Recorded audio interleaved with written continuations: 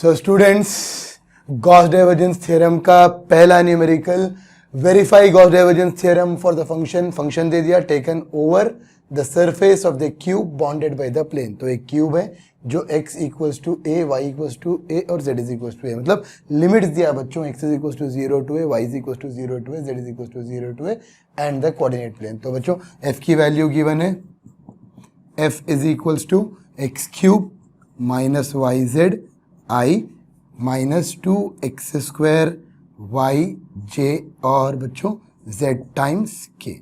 तो क्योंकि Gauss divergence theorem पूछा तो गॉस डाइवर्जेंस थ्योरम से हमको we have volume integral divergent f dv is equals to surface integral f dot n ds।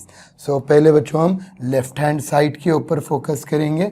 First हम अब फोकस करेंगे left hand side. Left hand side है हमारा volume integral divergent f dv। तो बच्चों divergent f पहले पता करेंगे, डाइवर्जेंट f यानी कि डेल डॉट f।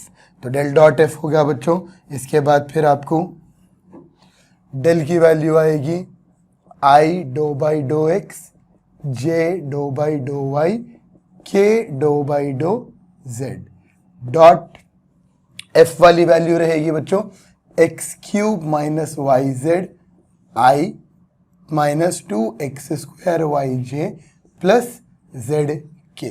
तो ये आपकी f की वैल्यू, क्योंकि डॉट प्रोडक्ट है बच्चों इसीलिए i और i मल्टीप्लाई होंगे। तो dough by dough x of x cube minus y Z plus dough by dough Y of minus 2x square Y और plus dough by do Z of Z, which in turn x cube है। क्योंकि बच्चों partial derivative हम कर रहे हैं, x है तो हम हमारे i से x को टारगेट कर लेना। एक x है यहाँ और यहाँ पर कोई x नहीं है, तो एक्स क्यूब का डेरिवेटिव बच्चों 3x square minus 0, then again plus into minus minus 2x square. Target करेंगे y को, तो ये y है, y का 1 और ये z का 1। सो बच्चों 3x square minus 2x square plus 1 x square plus 1। So divergent of f वाली वैल्यू आपने पता कर ली x square plus 1। Now left hand side apply करेंगे इंटीग्रल में, क्योंकि लेफ्ट हैंड साइड आपका वॉल्यूम इंटीग्रल के साथ होगा। Volume integral divergent of f dv, जिसको हम लिखेंगे x 0 to a, y 0 to a, z 0 to a और बच्चों x square plus 1 dv can be written as dx dy और dz। तो बच्चों हमारा जो इंटीग्रल है वो विथ रिस्पेक्ट टू ये जितना भी फंक्शन है, x का फंक्शन है। पहले हमको हटाना है z, देन हमको रिमूव करना है y और फिर हम रिमूव करेंगे x equals to 0 to a, then again y is equals to 0 to a, then x square plus 1 remain as it is, z is equals to 0 to a 1 dz, dx dy remain as it is। तो फिर students अब आपको ये बन जाएगा x is equals to 0 to a, y is equals to 0 to a और x square plus 1 z 0 to a dx dy। Upper limit lower limit लगाएंगे और फिर ये अपर लिमिट अगर हम z की प्लेस में लगाते हैं बच्चों, x is equals to 0 to a, x square plus 1, आपको अगेन y की बारी आ गई बच्चों, तो 1 dy और ये z का upper limit a minus 0 dx। बच्चों जैसा ही इंटीग्रेट हम करें, जैसा ही z का इंटीग्रेशन गया तो dz रिमूव हो गया। अब ध्यान देना dz रिमूव हो गया और फिर बच गया dx dy और दो इंटीग्रल। फिर अब y को रिमूव करेंगे, x is equals to 0 to a, x square plus 1 y 0 to a और z का तो a माइनस 0 dx। ये भी अपर लिमिट a हो जाएगा, ये a outside the integral, x equals to 0 to a, या फिर आप ये इंटीग्रेशन कर दीजिए बच्चों, integration x square x cube by 3 0 to a और 1 का इंटीग्रेशन आपको होगा x 0 टू a और ऑलरेडी y का इंटीग्रेशन a माइनस 0, ये बाहर आएगा a into a square. So students a cube minus 0 cube by 3 a minus 0 as usual. सो बच्चों a square into a cube by 3 plus a और अगर हम multiply करेंगे a power 5 by 3 plus a square, ये equation 1 बन गया। ये बच्चों हमारा लेफ्ट हैंड साइड, जो कि volume integral divergent of f d v is a power 5/3 a square into a cube a power 5/3 a square into a is my a cube. तो ये मैकेनिज्म है बच्चों, हमने ट्रिपल इंटीग्रल यानी कि volume integral पता कर लिया by using Gauss divergence theorem. उसका LHS हमने पता कर लिया, volume integral divergent of d v. तो आप जब ये देखेंगे इसके बाद अब हम सरफेस इंटीग्रल देखेंगे। तो बच्चों चलिए अब हम सरफेस इंटीग्रल के ऊपर थोड़ा सा फोकस करते हैं, लेकिन उससे पहले इसको रिवाइज कर लीजिए। तो स्टूडेंट्स अब अपन राइट हैंड साइड पता करेंगे। Right hand side of the problem ये रहेगा कि हमको कैलकुलेट करना पड़ेगा value of surface integral f dot n d s over 6 faces of a cube. तो हमने क्यूब ड्रॉ कर लिया, ये एक्स एक्सिस को एक्सटेंड कर दिया, ये मेरी एक्स एक्सिस थी बच्चों, ये वाई एक्सिस को मैंने एक्सटेंड कर लिया और मैंने एक्सटेंड कर लिया जेड एक्सिस। तो एक्स एक्सिस पर पॉइंट ए है, वाई एक्सिस पर पॉइंट बी, जेड एक्सिस पर पॉइंट सी और ये ओरिजिन है। सो एक्स एक्सिस पर ए रहेगा एक्स कोऑर्डिनेट और बाकी के 0, इसलिए 0 टू ए, 0 टू बी और y z is equal to 0 to a. तो मतलब बच्चों एक्स की जो लिमिट दिया था 0 टू ए, वाई की लिमिट 0 टू ए, जेड की लिमिट 0 टू ए। तो चलिए बच्चों पहले फेस, फर्स्ट फेस के लिए फॉर द फेस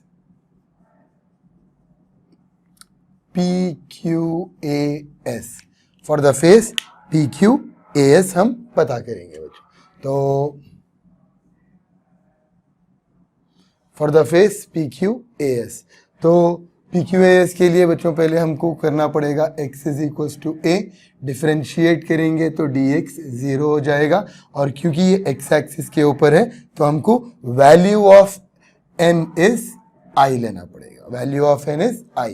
तो अब surface integral f dot n d s और फर्स्ट फेस है S1। सो बच्चों S1 मतलब आपने x की वैल्यू ली है तो limit y equals to 0 to a, limit z is equals to 0 to a. f dot n, f की value x cube minus y z i two x square y j और z के dot I d s और फिर i और i multiply हो जाएगा और फिर आपको y is equal to 0 to a, z is equal to 0 to a, x cube minus y z और i मल्टीप्लाई हो गया ds की वैल्यू बच्चों dy dz। तो ds वाली वैल्यू यानी कि मैं यहाँ लिख देता हूँ dy dz, तो dy और dz। बच्चों i था इसीलिए सिर्फ i वाला, यहाँ j नहीं है और k नहीं है तो i और i मल्टीप्लाई। अब x की प्लेस में हमको लगाना है a, तो y is equal to 0 to a, z is equal to 0 to a cube minus y z dy dz। तो बच्चों आप आराम से इंटीग्रेट कर लीजिए, यानी कि आपको z को पहले इंटीग्रेट करना है। तो a क्यूब के सामने कहीं भी 1 या x या वाई जेड नहीं है, तो यानी कि y is equal to 0 to a, आपका a cube constant 0 to a 1 dz आपकी अंडरस्टैंडिंग के लिए, ताकि आप नेक्स्ट प्रॉब्लम्स कर सकना। a क्यूब कांस्टेंट था आउटसाइड द इंटीग्रल, ये इंटीग्रल ब्रैकेट के अंदर गया बच्चों, तो ब्रैकेट के अंदर जाने के बाद a क्यूब कांस्टेंट था बाहर 1d, यहाँ पर z का इंटीग्रेशन है तो minus y outside, z is equal to 0 to a z dz और dy रिमेन आउटसाइड। तो फिर बच्चों अब आपको ये हो जाएगा, थोड़ा सा ध्यान देना, y is equals to 0 to a, integral y is equals to 0 to a और a cube z 0 to a, 1 का integration z 0 to a minus y z square by 2 0 to a dx dy होगा। मैंने z को integrate कर लिया, 1 का integration z का integration z power 1 का z square by 2, limits apply कर देंगे बच्चों, तो ये a square y is equal to 0 to a cube a minus 0 upper limit minus lower limit, a square in place of z upper limit in place of z lower limit और dy हुआ बच्चों। तो फिर ये a power 4 हो गया बच्चों, y equal to 0 to a power 4 minus y a square by 2 dy। Now again integrate, a power 4 outside, y is equal to 0 to a 1 dy minus a square by 2, y is equal to 0 to a y d y. तो a power 4 1 का Y हुआ बच्चों, फिर से 0 to a square by 2 y square by 2 0 to a. Upper limit a power 4 a minus 0 a square by 2 a square minus 0 square by 2।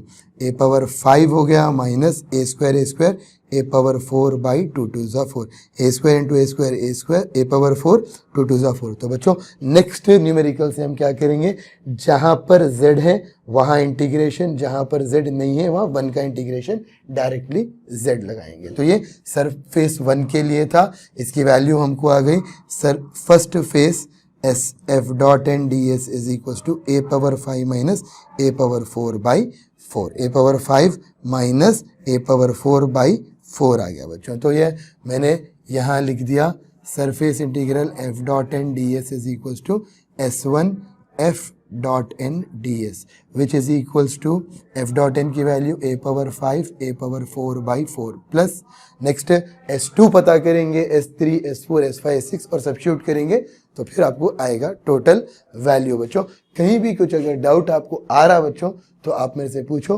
क्योंकि इसके बाद हम फिर फेज 2 फेज 3 फेज 4 फेज 5 करेंगे जो बहुत इंपॉर्टेंट है।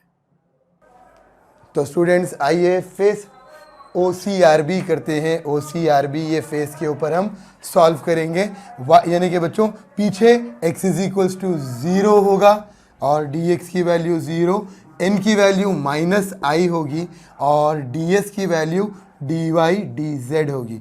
सो second face S2 f dot n ds is equals to y is equals to 0 to a z is equals to 0 to a f dot n x cube minus y z i plus x minus 2x square y j plus z k dot minus i d s. Any how minus ये i और i multiply हो जाएगा, y is equal to 0 to a z is equal to 0 to a minus of x cube minus y z d s. D s मतलब बच्चों d y d z, minus x की place में 0 लगाएंगे, x is equal to 0 क्योंकि forward face के लिए a था, backward के ऊपर आपको 0 आ जाएगा।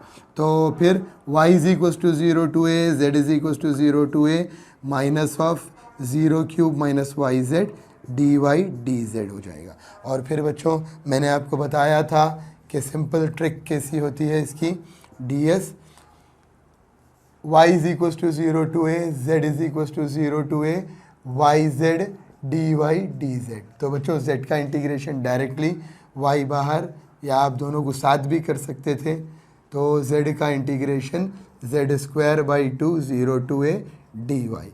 और फिर बच्चों ये y यहाँ पर है और फिर अपर लिमिट y का integration y square by 2 0 to a, ये a square minus 0 square by 2, again ये a square minus 0 square by 2, तो a square minus 0 square by 2 a power 4 by 4 हो गया। तो मतलब surface integral f dot n d s second face पर आपको value a power 4 by 4 आ गई। यानी कि स्टूडेंट्स आप अगर इसमें सेकेंड फेस ऐड करते हैं f dot n d s तो आपको प्लस a पावर 4 बाई 4 और फिर थर्ड फेज के ऊपर हम जाएंगे। तो इस तरह से अगर कोई डाउट है तो बच्चों फिर पूछो कमेंट बॉक्स में, मैं आपका डाउट क्लियर कर दूँगा। तो स्टूडेंट्स थर्ड फेज के लिए हम प्रोग्रेस करेंगे, यानी कि थर्ड फेज को कैलकुलेट करेंगे। जो वाई एक्सिस को अटैच्ड है BRPS, यहाँ पर आपको y की वैल्यू लेनी है a, डिफ्रेंशिएट करेंगे तो dy 0 आ जाएगा बच्चों, और n की वैल्यू j होगी, ds की वैल्यू क्योंकि y लिए dx dz। तो फिर S3 f dot n ds is equals to y is equals to बच्चों x is equals to 0 to a, z is equals to 0 to a, f dot n x cube minus y cube i 2x square y j plus z k dot j d s. तो j और j multiply हो जाएगा, x is equal to 0 to a, z is equal to 0 to a minus 2x square y d s. तो बच्चों ये हो गया j और j, तो क्योंकि i और k है नहीं तो इन दोनों को हमको छोड़ना पड़ेगा, नेगलेक्ट करना पड़ेगा और j को फोकस करना पड़ेगा। माइनस 2 आउटसाइड आ गया, x equal to 0 to a, क्योंकि बच्चों y की जगह पे हमको लगाना है a, y के प्लेस में हमको सब्स्टिट्यूट करना है a। तो फिर 2 और आपको x square z is equal to 0 to a x square into a d x d z. तो ए बी आउटसाइड आ जाएगा, तो minus two a x is equal to 0 to a z is equal to 0 to a x square d x d z, x square d x d z. तो फिर बच्चों z का integration minus two a x is equal to 0 to a, 1 का integration x square remain as it is क्योंकि z नहीं है, 1 का integration z 0 to a d x. तो फिर अब एक्स स्क्वायर का 2a x cube by 3 0 to a और a माइनस 0। इंटीग्रेशन ऐसा हो रहा, पहले इंटीग्रेशन z का, क्योंकि यहाँ z नहीं है तो 1 कंसिडर करना पड़ेगा, 1 का इंटीग्रेशन z और upper limit minus lower limit 2a a cube 0 cube by 3 into a power 2 a power 5 by 3 a cube into a power 4 into a power 5 by 3। Therefore surface 3 f dot n d s is 2a power 5 by 3। तो मैंने यहाँ पर कर दिया बच्चों surface 3 f dot n d s is minus, क्योंकि बच्चों minus था, माइनस हम तो ये प्लस जाकर माइनस 2a पावर 5 बाई, आपको वैल्यू आएगी 2a power 5 by 3, 2a power 5 by 3। बच्चों मैं एक बार फिर आपको बोल दूँ, एक्स स्क्वायर का इंटीग्रेशन हो जाएगा x cube by 3, upper limit lower limit z का और मल्टीप्लाई, यानी कि सारे वैल्यूज़ मल्टीप्लाई कर दिए माइनस 2a पावर 5 बाई 3 और फिर हमने s3 की वैल्यू पता कर ली। तो इस तरह से सॉल्व करते हैं बच्चों थर्ड फेज़, और फिर फोर्थ फेज़ पता करेंगे। फोर्थ फेज़ भी बिल्कुल सिंपल, बिल्कुल आसान।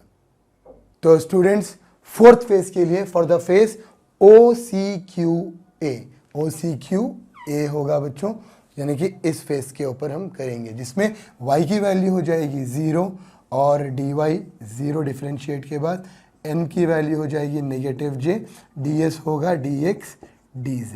सो दैट बच्चों S4 f dot n ds is x is equal to 0 to a, z is equal to 0 to a, x cube y z i 2x square y j z k dot minus j ds। So minus minus ये i है बच्चों, ये minus minus minus plus, x is equal to 0 to a, z is equal to 0 to a, 2x square y ds। So क्योंकि बच्चों y की जगह पर 0 लगाना है, सिंस y इज़ 0, तो जब y 0 अप्लाई कर देंगे तो x is equal to 0 to a, z is equal to 0 to a, 2x square into 0 dx dz। So सारे वैल्यूज 0 हो जाएंगे और S4 की वैल्यू आ जाएगी आपको 0। उसी तरह बच्चों फिर नेक्स्ट फेस अगर हम देखते हैं तो फॉर द फेस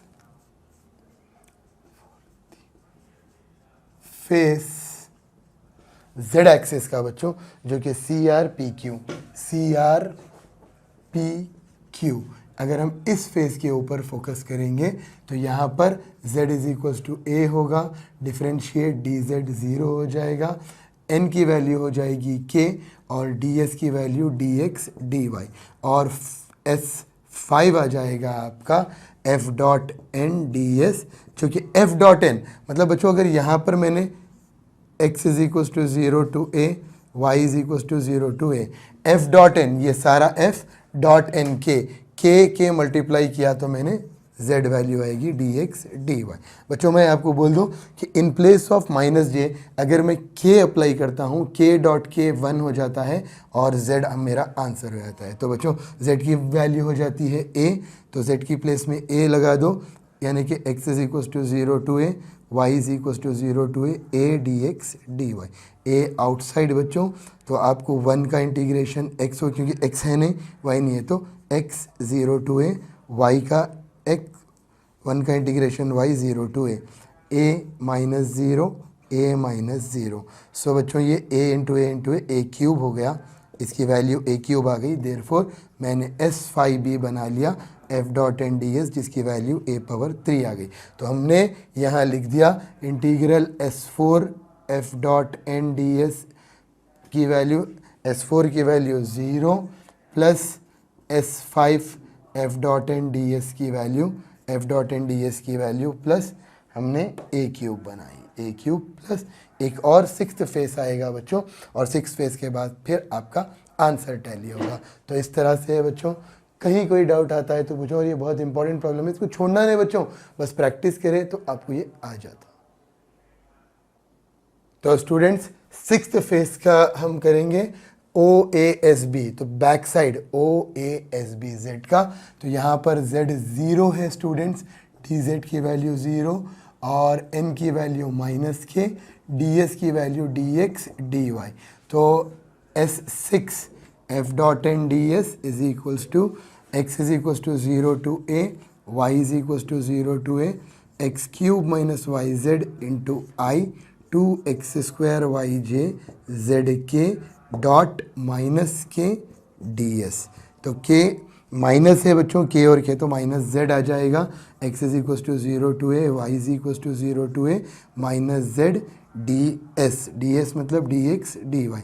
लेकिन बच्चों z की वैल्यू तो है 0 और z इज इक्वल्स टू 0 अगर हम सब्स्टिट्यूट कर देते हैं तो फिर सारा इंटीग्रल 0। तो हमने S6 की वैल्यू पता कर ली, f dot n d s जो कि 0 है। तो S6 f dot n d s जिसमें हमने वैल्यू पता की 0। अब हम सारे वैल्यूज़ को एडअप करते हैं तो a power 4 by A power 4 cancel हो जाएगा और फिर जो रिमेनिंग पार्ट रहेगा वो a power 5 minus 2 a power 5 by 3 plus a cube, जिसने हमने LCM ले लिया 3a power 5 minus 2a power 5 by 3 plus a power 5 और फिर a पावर 3 होगा, a पावर ये आपको a power 5 by 3 plus a power 3।